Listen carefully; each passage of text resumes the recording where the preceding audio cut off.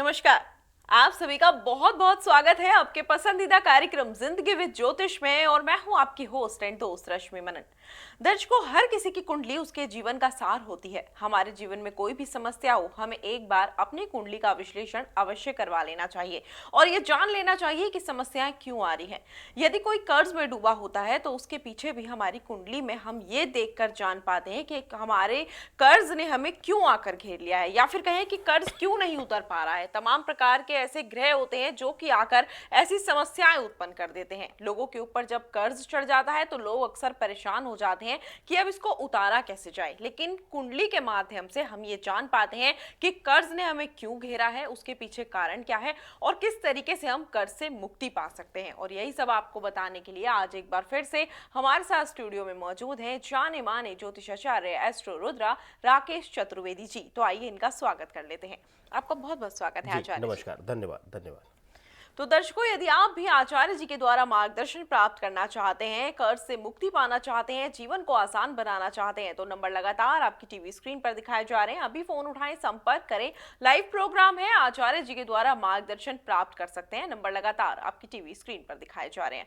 तो आचार्य जी, आज बात करेंगे कर्ज पर, क्योंकि अक्सर ऐसा देखा जाता है कि लोगों को कर्ज आकर घेर लेता है। लोग समझ नहीं पाते कि इससे मुक्ति कैसे पाएं। आखिरकार क्यों हो जाता है ऐसा? जी, बहुत ही बढ़िया विषय लिया है आज, बहुत ही उत्तम विषय। मुझे लगता है कि हर कोई इससे परेशान है और कहीं ना कहीं सबसे आसान विषय ये आता है इस जगह पर जहां हम जिस चीज़ के लिए बैठे हुए, इसमें ठगी का भी। कुछ दिन पहले आप लोगों ने देखा होगा, न्यूज़पेपर भरा पड़ा था कि कर्ज मुक्ति दिलाने के लिए 45 लाख रुपए लूट लिए। लूट लिए शब्द क्यों आया? क्योंकि उन्होंने, ज्योतिषियों ने उन्हें ले लिया पैसा। मैं इसको बिल्कुल गलत कहता हूं। जब आप कर्ज में डूबे हुए हैं, आपके योग कर्ज में डुबा रहे हैं, आपको ग्रहीय गणनाएं आपको कर्ज में डुबा रही हैं, तो क्या कर्ज लेकर ही कर्ज से मुक्ति मिलेगी? तब तो आप उनके द्वारा रचे हुए जाल में फंस रहे हैं। कर्ज लेकर अगर आप कर्ज से मुक्ति चाह रहे हैं तो ये संतुलित नहीं है, ये शास्त्र नहीं कहता, इसको उपयुक्त नहीं माना जाता है। अब पहले आप देखिए कि कुंडली में दिक्कत क्या आ रही है। कई बार हमने देखा है कि आमदनी होते हुए भी, अच्छी इनकम होते हुए भी, आय होते हुए भी हमें कर्ज की आदत लग जाती है, लत लग जाती है। एक क्लाइंट हमारे आए, वो बड़ा खुश होकर बताने लगे कि हम जी ब्रांडेड ही कपड़े पहनते हैं। फिर 15 दिन बाद आए अपने बच्चों की कुंडली लेकर कि जी गुरुजी फीस नहीं जमा कर पा रहा हूं, कॉलेज वाले बच्चे का नाम काट दिए हैं और अब मजबूर हो गया हूं। तो लगे वो बताने कि उनका लोकल शॉप पे उनका जानने वाला था, तो लाख 1.5 लाख रुपए उनके उधारी कपड़े आ जाते थे, उनके बच्चे ले आते थे। अरे क्या जरूरत है आपको उस ब्रांड को पहनने की? आप साधारण कपड़े पहनिए, कर्ज से मुक्ति पाइए। आप कर्ज का योग जो है वो ग्रह बनाते हैं, ऐसा स्वभाव बना देंगे आपको। इसको एक सामान्य उदाहरण में आप ऐसे समझिए कि आपके पास एक अच्छा खासा फोन है, आपका काम चल रहा है, आपकी सारी जरूरतें पूरी कर रहा है, लेकिन बाजार में एक नया ब्रांड आता है, खूब अच्छा सा प्रमोशन करके दिखाता है और आप फटाक से जाते हैं और कहते हैं जी फाइनेंस होगा, फोन तुरंत उठा के लेकर चले आते हैं। 2 महीने बाद आपको उसी फोन का कर्ज आपको मजबूर कर देता है मुंह छिपाने के लिए। तो ये कारक जो है ये ग्रहीय कारक है, ग्रह मजबूर करते हैं ऐसी स्थितियां उत्पन्न होने के लिए। अब कौन से ग्रह हैं जो आपको इसलिए मजबूर करते हैं? पहला, मंगल। मंगल अगर कहीं से भी पीड़ित है, लग्न में बैठा हुआ है, सेकंड हाउस में बैठा हुआ है, नवम में मंगल के साथ कोई क्रूर ग्रह बैठा हुआ है, या फिर षष्ठम भाव में मंगल के साथ कोई क्रूर ग्रह बैठा हुआ है, तो आपको कर्ज से मुक्ति नहीं मिलेगी, बल्कि और आप इस दलदल में फंसते जाएंगे। साथ ही साथ शनि का भी प्रभाव मंगल के साथ अंगारक दोष बनाकर आपको दिक्कतें देता है। दिक्कतें कैसी देगा? शनि मंगल की युति अगर होगी तो या तो आपको हेल्थ संबंधी कुछ समस्याएं आती रहेंगी, स्वास्थ्य के लिए आप कर्ज लेंगे, या फिर कई बार देखा है नवम और दसम भाव में होने की वजह से, लग्न में शनि मंगल की युति होने की वजह से व्यापारिक रूप से आपको लॉसेस होता है। कैसे होगा? कोई आएगा आपका मित्र, छलिया आएगा, बातों में बहलाएगा आपको, कहेगा जी ये कर लीजिए, वो कर लीजिए, यहां 10 लाख लग रहा है, 20 लाख रुपए तो आप 10 दिन में कमा लेंगे। आप तुरंत आंख बंद करके चुटकी बजाते ही उसको कहते हैं अच्छा जी कैसे करना है, तुरंत कर देते हैं। 10 दिन बाद ना आपका मित्र दिखता है ना आप दिखते हैं। यह समस्या सिर्फ और सिर्फ रश्मि जी ग्रहीय कारण से आती है। ये जी बिल्कुल, आपने आचार्य जी सही कहा कि ग्रह ही कारण होते हैं। जो भी समस्या आती है उसके पीछे तो कर्ज के लिए भी ग्रह ही कारण होते होंगे। लेकिन अक्सर जैसे कि आपने कहा कि लोग यही करते हैं कि कर्ज ले लेते हैं और फिर उससे मुक्ति नहीं पा पाते हैं। एक कारण तो ये हो जाता है कि लोग खुद कर्ज में फंस जाते हैं।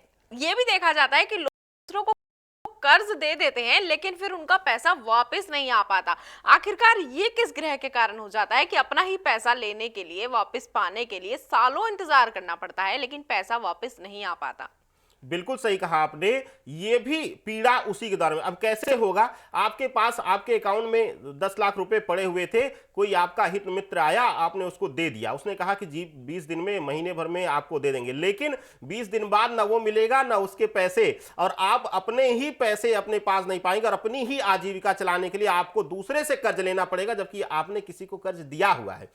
ये योग भी ग्रहीय संतुलन बनाते हैं। कैसे बनाते हैं? अगर आपके लग्न में या फिर नवम दशम भाव में या फिर 11वें भाव में शुक्र मंगल युति बना रहा है या शुक्र केतु युति बना रहा है, तो आपके लिए यह संकट आएगा। आप अपने पास होते हुए धन का भी सदुपयोग नहीं कर पाएंगे, उसका सुख भोग नहीं कर पाएंगे, दूसरे करेंगे और आप खुद कर्ज में स्वयं डूबते जाएंगे। तो सही समय पर सही इलाज करना चाहिए। लेकिन इसका इलाज ये नहीं है कि मैंने आपको बोल दिया कि आप कर्ज में डूबे हुए हैं तो आप 10 लाख देकर अनुसार क्यों कराएंगे आप? फिर तो आप कर्ज में ही डूब रहे हैं। वही तो मैं आपको करा रहा हूं, कर्ज में ही डाल रहा हूं। तो आपको समझना पड़ेगा, कुंडली समझना पड़ेगा, आपको दिशा निर्देश देखना पड़ेगा कि आपको जो ले जा रहा है वो कर्ज में ले जा रहा है या कर्ज से बाहर निकाल रहा है। अगर कोई इस तरीके का प्रलोभन आपको देता है कि आप कर्ज में डूबे हुए हैं, चलिए एक कर्ज और ले लीजिए, इससे आपको मुक्ति मिल जाएगी, बिल्कुल उसको हटा दीजिए, अपने सामने से हटा दीजिए। उसकी बात मानना तो दूर की बात है, उसकी आप सुनिए भी मत, क्योंकि आपको उसी दलदल में वो फंसा रहा है, वो आपको मुक्त नहीं कर रहा है। क्योंकि आपने जिस कर्ज से मुक्ति पाने के लिए नया कर्ज लिया है वो आपको और उस दलदल में धंसा दिया। अगर आप गले तक थे तो अब नाक तक आप डूब चुके हैं कर्ज में। जी हाँ, बिल्कुल आचार्य जी। इसलिए मैं अपने दर्शकों को यही कहना चाहूंगी, यदि आपको ऐसा लगता है कि आप कर्ज में डूबते जा रहे हैं, आप कर्ज से मुक्ति पाना चाहते हैं या फिर किसी अन्य समस्या का समाधान प्राप्त करना चाहते हैं, आपके घर में लगातार कलेश रहता है, संतान की प्राप्ति नहीं हो पा रही है, दाम्पत्य जीवन सुखी नहीं है, नया व्यापार शुरू करना चाहते हैं या फिर नौकरी में प्रमोशन में रुकावट आ रही है, तो अभी फोन उठाएं, संपर्क करें और आचार्य जी के माध्यम से अपने जीवन को आसान बनाएं। जैसे कि कार्यक्रम का ही नाम है जिंदगी विद ज्योतिष। यदि आप अपनी जिंदगी को आसान तरीके से, सुखमय तरीके से व्यतीत करना चाहते हैं तो ज्योतिष का सहारा तो आपको लेना ही पड़ेगा, क्योंकि ज्योतिष के माध्यम से आपको वह जानकारियां प्राप्त हो जाती हैं जो आप यहां वहां भटक कर या फिर सिर्फ सोच में पड़े पड़े भी प्राप्त नहीं कर सकते हैं। जीवन बेकार हो जाता है, समाप्त हो जाता है। इसलिए जरूरी है ज्योतिष का सहारा लें, कुंडली का विश्लेषण करवाएं और समय रहते समस्याओं के समाधान कर लें। तो आचार्य जी, जैसे कि कुंडली जो है उसमें 12 भाव होते हैं, तो हर भाव अलग अलग तरीके से जातकों के लिए बना हुआ होता है, हर ग्रह अलग अलग तरीके से प्रभावित करता है। तो कुंडली में ऐसा कौन सा भाव है, ऐसा कौन सा ग्रह है जो ज्यादा खर्च करवा देता है? देखिए, मैंने आपको कहा मंगल और शुक्र दो ऐसे ग्रह हैं जो कारक तत्व हैं खर्चे के, व्यय के। व्यय कैसे होगा? क्यों दोनों ग्रह मजबूर करते हैं खर्च करने पे? शुक्र भौतिक सुख सुविधाओं का कारक है, लग्जरी लाइफ का कारक है। मैंने क्यों कहा कि आप मोबाइल पड़ी हुई है, आप नया मोबाइल लेंगे, मैं इस लैपटॉप से काम कर रहा हूं, अगर मुझे कर्ज में डूबना होगा तो मैं 5 लाख का लैपटॉप ले लूंगा, 2 लाख का लैपटॉप ले लूंगा। मेरी जरूरतें कैसी हो रही हैं? ग्रह हमें संतुलित भाव देते हैं। संतुष्टि का भाव पैदा करना ग्रह का काम है। हम एक रोटी में भी भूख हमारी मिट जाती है, हम कई बार 4 खा लेते हैं तब भी हमारी भूख नहीं मिलती, क्योंकि हमें संतुष्टि नहीं मिलती है। जब आपको संतुष्टि हो जाएगी आपके जीवन से, आपके ग्रहीय संतुलन से, तो आपको किसी अन्य चीज की इच्छा नहीं रहेगी। जब तक आपकी इच्छाएं अनंत होती जाएंगी, बढ़ती जाएंगी, आप कर्ज के बर्डन में बंध जाएंगे। या तो आपके ग्रह इतना सपोर्टिव हो कि आप उससे निकल जाएं। हमने कईयों को देखा है कि जितनी इनकम होती है उससे ज्यादा कर्ज लेकर भी कई बार उसको भर ले जाते हैं, लेकिन हर कोई इतना लकी नहीं है, हर किसी का ग्रह इतना मजबूत नहीं है।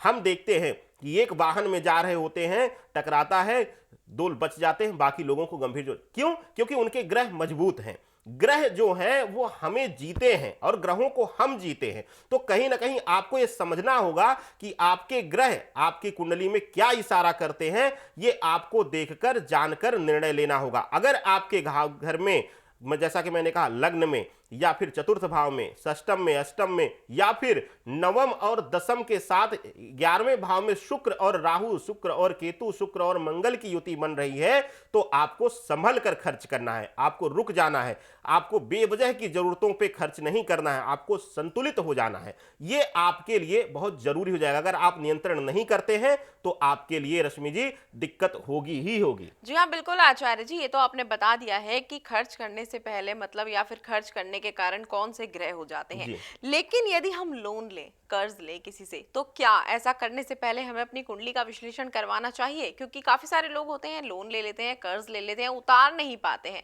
समस्या उत्पन्न हो जाती है। तो क्या उससे पहले हमें ग्रहों की चाल को समझ लेना चाहिए? बिल्कुल समझना चाहिए, इस तरीके से समझना चाहिए कि अब हमारे बीच देख रहे हैं आप, प्रचलन बढ़ता जा रहा है कि जब हम हॉस्पिटल में जाते हैं तो हम पूछते हैं, हम मुहूर्त पूछते हैं, हम पूछते हैं कि कब जाएं, कि जिससे कि हमें ज्यादा दिन वहां रहना ना पड़े। कई बार कई योग, कई ऐसे समय ऐसे होते हैं कि जब हम उस समय में उस कार्य को करते हैं तो हमें फंसा देते हैं, हमें जाल में बुन देते हैं। तो कहीं ना कहीं हमको गलत समय को, गलत मुहूर्त को अवॉइड करना है। हम वाहन लेने जाते हैं, हम वाहन का लोन लेने जाते हैं, क्यों हम मुहूर्त पूछते हैं?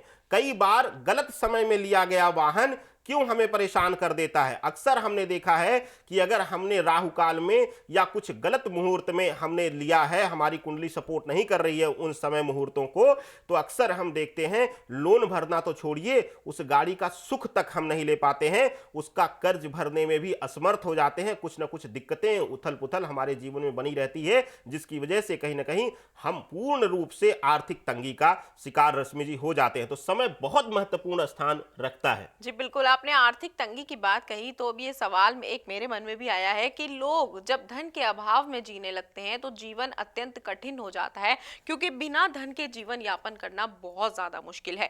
तो यदि धन के अभाव में लोग जी रहे हो या फिर धन का आगमन रुक गया हो, तो किस प्रकार से, कौन से ग्रह के कारण ये बाधा आती है और ऐसा क्या करना चाहिए कि धन का आगमन निरंतर बना रहे और लोगों का जीवन सुखमय हो जाए? देखिए, अगर हम आर्थिक तंगी और धन की तंगी को देखेंगे तो कई बार हम इसको अलग अलग ग्रह अलग अलग जगहों पर, भाव पर अलग अलग तरीके का कष्ट देते हैं। लेकिन अगर नौकरी ही नहीं मिल रही है, अगर रोजगार ही नहीं चल रहा है, कर्ज उसके बाद बढ़ता, अगर आपको रोटी खाने के लिए भी कर्ज लेकर करना पड़े या किसी से उधारी लेकर करना पड़े, तो कहीं ना कहीं ये आपके लिए मंगल, राहु के साथ साथ शुक्र की पीड़ा आपको है कि आपको आपके रोटी के लिए भी आप अरेंजमेंट नहीं कर पा रहे हैं। सक्षम होते हुए भी ऐसी ईश्वरीय खेल हो जाता है कि आप असमर्थ हो जाते हैं या आपकी मत ही भ्रष्ट हो जाती है। कहते हैं कि जब विनाश काले विपरीत बुद्धि, तो हमें जब डूबना होता है तो हमें किनारा नहीं दिखता, हम बीच धारा की तरफ बढ़ना शुरू कर देते हैं। तो यही एक आता है ग्रही अंतर कि अगर कहीं से उसी बीच अगर हमारा सूर्य हमें बल दे रहा होगा या हमारा बुध हमें बल दे रहा होगा, तो हम आसानी से कोई नया रास्ता बनाकर कर्ज से बाहर निकलने में कामयाब हो जाते हैं। लेकिन अगर ग्रह पीड़ा दे रहे हैं और ये भी ग्रह कहीं से अस्त होकर या पापी ग्रहों की दृष्टि में है, तो आपके लिए हानिकारक होगा और आपके लिए समस्या उत्पन्न करेगा ही करेगा। रश्मि जी हाँ, बिल्कुल आचार्य जी, जैसे कि आपने समस्याएं तो बता दी हैं कि क्यों उत्पन्न होती हैं। अगर हम लोग बात करें अमृत उपाय की, तो ऐसा कौन सा उपाय है जिसको करने से हम धन से मतलब कर्ज से मुक्ति पा सकते हैं? जी बिल्कुल, बहुत अच्छा कहा आपने। कर्ज से मुक्ति के लिए कुछ उपाय जो हैं वो बहुत ही यूनिक हैं, जो आपके सामान्य जीवन से लेके आपके अपने घर में मिलने वाली चीजों से लेके 1 रुपया मुझे लगता है आपका खर्च नहीं होगा। और आप धीरे धीरे करके अगर आप पूर्ण मन से इस कार्य को, इस क्रिया को करते हैं, तो आपको मुक्ति जरूर मिलेगी। इसमें आप महत्वपूर्ण स्थान रखता है आपका भाव, आपका मन, आपकी इच्छा शक्ति। मैंने कह दिया, आपने 1 बार किया, मैंने कहा 11 बार करना है, आपने 5 बार कर लिया, छठे बार आप निराश हो गए। क्यों निराश हो गए? क्योंकि 5 बार में आपको सफलता नहीं मिली। अरे भाई, जब मैंने कहा ही है 11 बार, तो आप 5 बार में ही फल क्यों लेना चाहते हैं?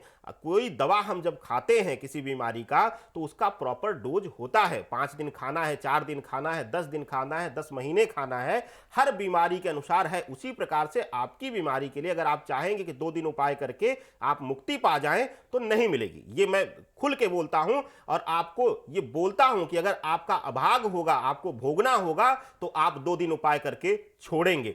लेकिन अगर आप विश्वास के साथ जो समय दिया गया है, जो नियम बताए गए हैं, उससे आप करेंगे तो 45 लाख क्या 45 रुपए भी किसी को देने की जरूरत नहीं पड़ेगी आपको। आपके जीवन से अमृत उपाय आप जान लेते हैं आज। क्या करना है आपको? अगर कर्ज कहीं से आपको डुबो रखा है, आपको परेशान कर रहा है, तो आपको करना क्या है? करना यह है कि आपको 108 पीपल की पत्तियां लेनी है, साफ सुथरी लेनी है, हरी पत्तियां लेनी है, उसको धुलकर गंगा जल से पवित्र कर लेना है। लाल चंदन आपको ले लेना है। लाल चंदन से किसी लकड़ी से या किसी कलम से या उंगली का भी प्रयोग आप कर सकते हैं। अगर उंगली का प्रयोग करते हैं आप, तो आपको रिंग फिंगर दाहिने हाथ की यूज करनी है। इस उंगली से लेकर आप वहां पर जितने भी पत्ते हैं उस पर श्री राम लिखकर, जय श्री राम या श्री राम जो भी आप लिख सकें, आसानी से आप हो सके तो आप उस पर लिखकर उसको एक लाल धागे की माला में पिरो लें, माला बना लें। 108 पत्ते होने चाहिए, न कम न ज्यादा। अब आप इसको करिए, किसी भी हर मंगलवार और शनिवार आपको जाना है। इसको लगातार 11 मंगलवार 11 शनिवार। अब यहां पे भ्रांतियां मत पालिएगा कि या तो 11 शनिवार कर लूं या तो 11 मंगलवार, दोनों दिन आपको 11-11 करने हैं। मतलब 11 मंगलवार पूर्ण होने चाहिए, 11 शनिवार भी पूर्ण होने चाहिए, लगातार ब्रेक नहीं होना चाहिए। आपको करना क्या है, उस माला को आपको हनुमान जी को अर्पित करके और वहीं मंदिर में बैठकर या फिर किसी बगल के शिवालय में या कहीं एकांत स्थान पर किसी पीपल वृक्ष के नीचे बैठकर आपको हनुमान चालीसा का 5 बार पाठ करना है। 5 बार पाठ करके आप ईश्वर को, श्री रामचंद्र जी को मन में रखकर हनुमान जी से ये प्रार्थना करिए कि हे प्रभु, हे श्री राम के परम भक्त, जो भी मेरे जीवन में कर्ज है, जो भी कष्ट हैं, आप उसको हरिए, उसको दूर करिए और एक सुखी जीवन हमें सौंपिए।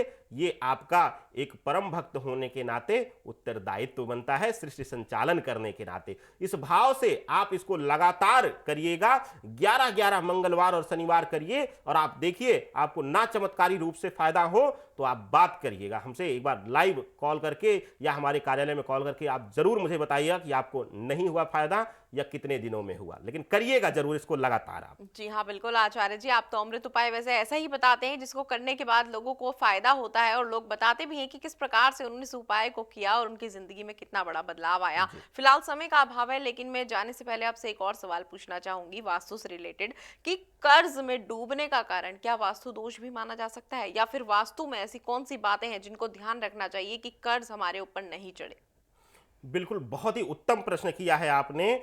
कहीं ना कहीं वास्तु दोष भी इसको दर्शाता है। दर्शाता कैसे है? अगर आपने अपने पितरों की तस्वीर, अपने परिवार से, अपने कुल से मरे हुए लोगों की तस्वीर अपने बेडरूम में लगा रखी है, या फिर आप अगर अपने घर के पूर्वी दीवार पर या फिर पश्चिमी दीवार पर अगर लगा रखी है आपने, तो आपके लिए ये समस्या उत्पन्न करेगा। और कई बार हमने देखा है कि अगर आपका सूर्य पीड़ित है और अगर आप पश्चिम सर करके आप सोते हैं, तो आपके लिए भी ये कर्ज में डुबोने वाला होगा और आपको समस्या देगा। तो अगर ऐसी कुछ सिम्टम्स है आपके घर में या आपके द्वारा कुछ ऐसा कुछ गलत कार्य हो रहा है, तो उसको आप सुधार लें तत्काल और आप लाभ उसका जरूर पाएंगे। जी जी, बिल्कुल आचार्य जी, बहुत अच्छे तरीके से आपने हमारे दर्शकों को बताया कि कौन कौन से ऐसे कारण हैं जिनके कारण लोग कर्ज में डूब जाते हैं, परेशान हो जाते हैं, जिंदगी बर्बाद हो जाती है और कैसे उससे उभर सकते हैं। क्योंकि यदि समस्याएं हैं तो समाधान भी है,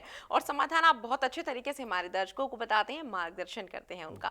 जानकारियां ढेरों लेना चाहते हैं, लेकिन समय का अभाव है, हमें यहाँ रुकना होगा। आप यहाँ पर आए, दर्शकों का मार्गदर्शन किया, सटीक उपाय उन तक पहुंचाए। आपका बहुत बहुत धन्यवाद। धन्यवाद, धन्यवाद दर्शकों। तो दर्शकों, यदि आप भी आचार्य जी का मार्गदर्शन प्राप्त करना चाहते हैं, आचार्य जी के माध्यम से अपनी तमाम प्रकार की समस्याओं के समाधान प्राप्त करना चाहते हैं, तो आप इन नंबर्स को नोट कर लें। आप कार्यक्रम के बाद भी संपर्क कर सकते हैं। नंबर लगातार आपकी टीवी स्क्रीन पर दिखाए जा रहे हैं। आपके जीवन में कोई भी समस्या है, आप कॉल करके समाधान प्राप्त कर सकते हैं, व्यक्तिगत रूप से भी मिल सकते हैं, अपनी अपॉइंटमेंट फिक्स करवा सकते हैं। फिलहाल समय का अभाव है, हमें यहाँ रुकना होगा, लेकिन आपसे होगी फिर से मुलाकात अगले एपिसोड में, नए विषय, ढेरों जानकारियों और अमृत उपाय के साथ। तब तक के लिए मुझे भी दीजिए आज्ञा। नमस्कार।